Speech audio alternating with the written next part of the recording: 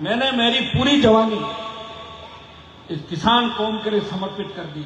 बोले साहब हमारे नेताओं में जंग लग गई, हमें सिर्फ आपसे उम्मीद है। एमएलए बनने के लिए लोग कैसे भाग जाते हैं छोड़ के। सत्ता के लिए तो आपने देखा होगा, बेटे ने बाप को मारा, सालों ने जीजा को मारा। ये हिस्ट्री देखो आप, जगह जगह जेचल हुए, हर जगह जेचल हुए। व्यक्ति ने मोदी की सत्ता को ठोकर मार के सड़कों पे आने का साहस किया।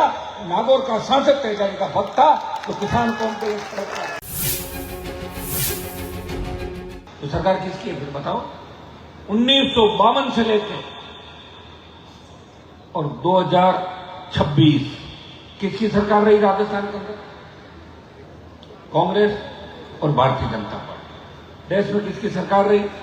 बीच में कुछ समय के लिए तीसरे मोर्चे आए थे, जनता दल की सरकार बनी, जनता पार्टी की बनी कुछ समय के लिए, लेकिन फिर कांग्रेस और भारतीय जनता पार्टी की सरकारें बनी और मिला जुली का खेल राजस्थान और देश के अंदर चला।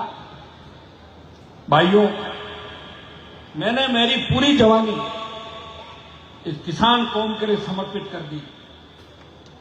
मैंने दिल्ली में मंत्री पद बहुत बड़ा होता है।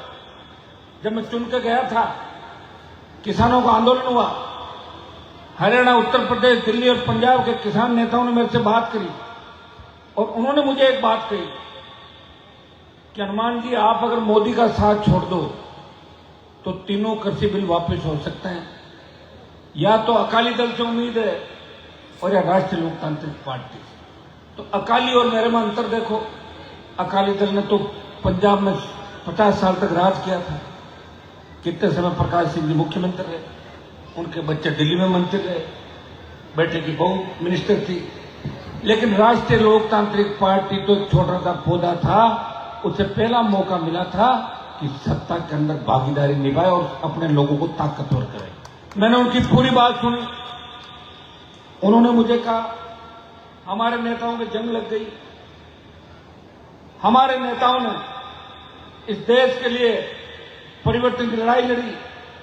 चौधरी चरण सिंह जी जो उत्तर प्रदेश से आते थे, शोषित दलित, मुस्लिम और किसान की बात करी, देवीलाल जी ने अजगर की बात करी और सर छोटू राम ने अंग्रेजी रियासत को हिला दिया था। अफगानिस्तान से लेकर गंगा के तट तक किसानों की लड़ाई लड़ी। ये सारे लोग हरियाणा, उत्तर प्रदेश और दिल्ली की धरती से आते थे।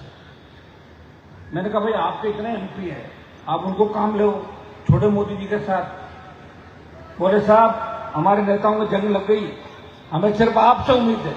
उत्तर भारत के अंदर अगर जाट समाज में से किसी व्यक्ति ने मोदी की सत्ता को ठोकर मार के सड़कों पे आने का साहस किया, नागौर का सांसद तय जाने का भक्त था, तो किसान कौम के लोग मंत्री बनने के लिए पता नहीं क्या से क्या कर देते हैं। एमएलए बनने के लिए लोग कैसे भाग जाते हैं छोड़ के। सत्ता के लिए तो आपने देखा होगा, बेटे ने बाप को मारा, सालों ने जीजा को मारा। ये हिस्ट्री देखो आप, जगह जगह जेचल हुए, हर जगह जेचल हुए, क्या के अंदर, हर दूर के अंदर। लेकिन हनुमान बेनीवाल ने जब आरएलपी का गठन किया, उस वक्त एक बात आपके बीच कही थी, जिस दिन इस देश के किसान जवान को आवश्यकता पड़ेगी, सबसे पहले अगर कोई कुर्बानी देगा तो हनुमान बेनीवाल इस कौम, किसान और जवान के लिए कुर्बानी देगा। भाइयों, किसान बिल वापिस हो गए। 2023 का चुनाव आया, कांग्रेस और बीजेपी दोनों पार्टियां चाहती थी कि राष्ट्रीय लोकतांत्रिक पार्टी से गठबंधन करें। मैंने कहा मैंने वचन दिया है कि 23 में कांग्रेस बीजेपी से गठबंधन करूंगा नहीं और मैं चुनाव लड़ूंगा।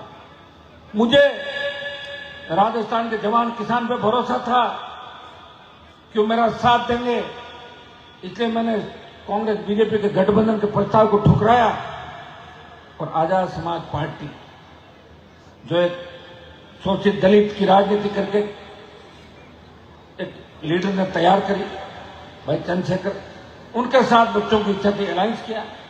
और अलायंस के बाद जब मैं आपके बीच आया तो 18 में 3 सीट दी और आपने वापस 3 की 1 कर दी। शिवसर की सीट एक जिसमें मैं जीता। और बाद में जो लोकसभा का अलायंस था वो कांग्रेस पार्टी से हुआ। कांग्रेस से अलायंस के लिए बात करी, 5 दिन बात करते थे, एक उम्मीदवार लेके भाग गए मेरा, पीठ में छुरा, दूसरे तरीके से शोषण, अलग अलग गुटों में बटी पार्टियां, लेकिन फिर भी अलायंस हुआ और मैं अकेला लोकसभा में जीत के नहीं गया। जिस कांग्रेस का खाता नहीं खुल रहा था राजस्थान में, बेचारे 10 साल से एक सीट के लिए तरस रहे थे, उन कांग्रेसियों का खाता भी खुलवाया और 1 से लेकर 11 तक मैं गया। और कांग्रेस पार्टी के नेता अगर मुझे प्रचार के लिए भेजते, मेरे से बात करते, तो अलवर, कोटा, जोधपुर, जयपुर और कोटा की सीट भी इनके खाते में आती, लेकिन कांग्रेस गुटों में बंटी हुई थी। कांग्रेस के लोग बीजेपी से अंदर खाने मिले हुए थे और ये मिलाजुली का खेल जो राजस्थान में अंदर चला, इस मिलाजुली के खेल को खत्म करने के लिए हनुमान बेनीवाल ने अपनी पूरी जवानी उस कौम के लिए समर्पित कर दी। वो सत्ता के नजदीक रहा, सत्ता उसके आगे पीछे घूमती रही, लेकिन उसने अपने आप लोगों के सम्मान के लिए कभी अपने आप को झुकाया नहीं। मैंने कहा मैं टूट सकता हूं, झुकूंगा नहीं। और जब देश की पहलवान बेटियां न्याय के लिए जंतर मंतर में बैठी थी,